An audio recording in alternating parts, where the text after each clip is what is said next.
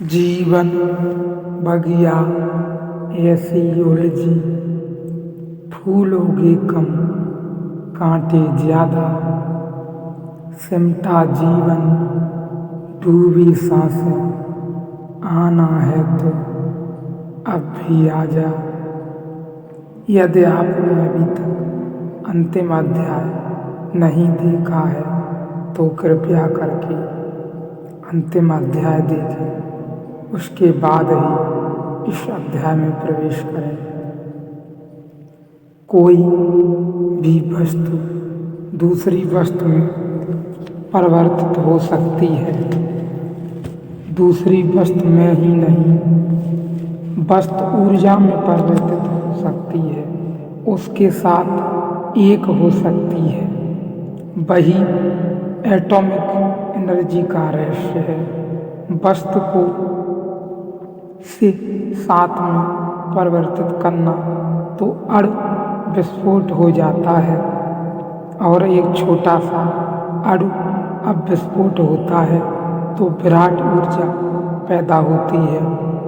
उपनिषद के ऋषि सदा से यह कहते रहे हैं कि व्यक्ति के भीतर भी तो चैतन्य का अणु है, वह अलग अलग नहीं है, वह एक ही है।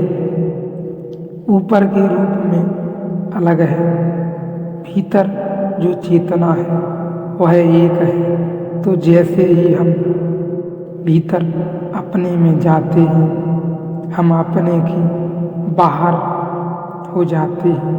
जैसे ही जितने भीतर हम प्रवेश करते हैं, उतने ही हम मिटते चले जाते हैं और विराट होता चला जाता है। ठीक अपने ही केंद्र पर अपनी मौत हो जाती है। ठीक अपने ही भीतर प्रवेश करना अपनी मृत्यु में समा जाना है, क्योंकि हम तो खो जाएंगे व्यक्ति की दिए की तरह, हम खो जाएंगे प्रकाश की तरह, हम रह जाएंगे। वह प्रकाश असीम है, वह सोने की तरह है, मिट्टी में मिट्टी की तरह है, सोने में सोने की तरह है, सूत में सूत की तरह है, और समस्त सृष्टि में व्यापक जो बना है उसी चैतन्य को हम अनंत कहते हैं। अनंत इसीलिए कि सीमाओं में वह जरूर है, लेकिन सीमित नहीं है। सोने में है जरूर, लेकिन सोने पर समाप्त नहीं है। आप में है जरूर, लेकिन आप पर समाप्त नहीं है। फैलता चला जाता है, फैलता चला जाता है। वह फैला ही हुआ है, वह व्यापक है। हम ऐसा समझें कि हम एक विराट सागर में मछलियों की भांति हैं। मछलियाँ सागर में ही पैदा होती हैं, सागर में ही समाप्त हो जाती हैं, सागर के जल से ही निर्मित होती हैं, सागर के जल में ही विसर्जित हो जाती हैं। लेकिन अब मछली होती है तो बिल्कुल व्यक्ति होती है, फिर सागर में ही खो जाती है और सागर से ही निर्मित होती है। सागर ही है। या मछली को थोड़ा समझना कठिन मालूम पड़े तो ऐसा समझें, सागर में बर्फ की चट्टान तैर रही है, बिल्कुल अलग मालूम होती है, सिर उठाए रहती है, पानी से सब तरफ अलग मालूम होती है, ठोस है, सब है, लेकिन फिर भी सागर है। और जैसे ही पिघलेगी, लीन हो जाएगी। इस पिघलने की प्रक्रिया को ही हम अहंकार का छोड़ना कहते रहे। जैसे जैसे हम पिघलते हैं, अहंकार बिखरता है, विराट सागर में एक हो जाते हैं। चट्टान बर्फ की कितनी ही अपने को भिन्न समझे, भिन्न नहीं है। हमारी भिन्नता हमारा अज्ञान है और हमारा ज्ञान हमारी अभिन्नता की घोषणा हो जाता है। इस अनंत व्यापक को ब्रह्म कहा है। ब्रह्म शब्द बहुत कीमती है। इसका अर्थ होता है केवल परम विस्तार। ब्रह्म का अर्थ होता है परम विस्तार और ब्रह्म एक ही शब्द से बने हैं। ब्रह्म का अर्थ जो है विस्तीर्ण होता चला गया है, जो फैलता ही चला गया, जो फैला हुआ है, जिनके फैलाव की कोई सीमा नहीं। ब्रह्म जैसा कोई शब्द दुनिया की दूसरी भाषा में नहीं है। ब्रह्म का अनुभव एवं अनुवाद नहीं हो सकता। ईश्वर गॉड ब्रह्म से कोई मतलब नहीं रखते, कोई मतलब नहीं रखते। इसीलिए शंकर ने तो यहाँ तक कहते हैं एवं कहने की हिम्मत की है कि ईश्वर भी माया का हिस्सा है। ईश्वर भी, क्योंकि उसकी भी आकृति और ब्रह्मा विष्णु महेश सबकी आकृतियाँ और रूप हैं, वे भी माया के हिस्से हैं। जहाँ आकृति है, जहाँ रूप है, वहाँ माया है। उनके भी पार जो अरूप है वह ब्रह्म है। वह सिर्फ विस्तार का नाम है, अनंत विस्तार का, जो सब में फैला हुआ है और कहीं रुकता ही नहीं, फैलता ही चला जाता है।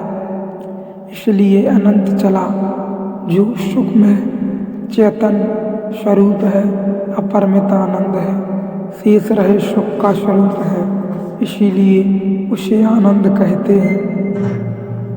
इसे समझना होगा, जो सुख में चैतन्य स्वरूप है। जब भी हमें सुख का अनुभव होता है तब हमें ऐसा अनुभव नहीं होता कि मैं सुख हूँ। ऐसा अनुभव होता है कि मैं हूँ कुछ जिस पर सुख आया। सुख एक घटना होती है, स्वभाव नहीं, क्योंकि जो स्वभाव है उसे हम खो नहीं सकते। लेकिन सुख तो खो जाता है।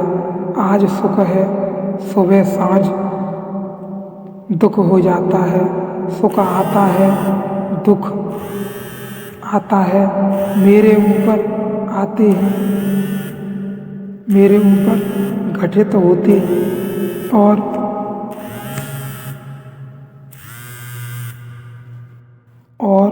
विदा हो जाते हैं। वे घटनाएं हैं। तो जब ब्रह्म को सुख स्वरूप कहा तो उसका अर्थ है कि ब्रह्म के लिए सुख घटना नहीं है, स्वभाव है। वह सुख में ही है, यह सुख ही है। सुख जब स्वभाव होता है तब हम उसे आनंद कहते हैं, और जब आनंद केवल एक घटना होती है तब हम उसे सुख कहते हैं। घटना का अर्थ है विजाती, फॉरेन। वह हमसे बाहर से होती है, बाहर ही होती है, हमारे घर के बाहर ही घटती है। हम कभी उससे एकात्म नहीं हो सकते, चाहे हम अपने को कितना ही समझें कि एकात्म हैं, हम कभी उससे एकात्म नहीं हो सकते। डायोजनीज एक यूनानी फकीर नंगर एवं नग्न घूमता था। किसी ने डायोजनीज से पूछा कि तुमने कपड़े क्यों छोड़ दिए? डायोजनीज ने कहा कि मैंने पकड़ने की बहुत कोशिश की लेकिन पकड़ नहीं पाया, फिर इसलिए छोड़ दिए। बहुत कोशिश की कि कपड़ों को पकड़ लूं और कपड़ा हो जाऊं, नहीं हो पाया। फिर मैंने सोचा कि जो चीज़ मैं हो ही नहीं सकता, बाहर की घटना रह जाती है, उसे छोड़ दूं।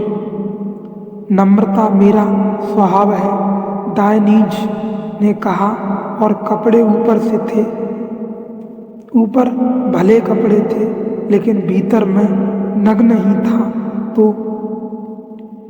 वह कपड़े केवल बाहर की घटना है, वह मुझसे कभी नहीं जुड़ते, वह मेरे स्वरूप को कभी नहीं बदलते। इसी प्रकार हमारे जीवन में भी जो भी घटनाएं घटित होती हैं वह बाहर ही होती हैं। उन्हें हम अपने साथ जोड़ने की बहुत कोशिश करते हैं लेकिन जुड़ती नहीं वो।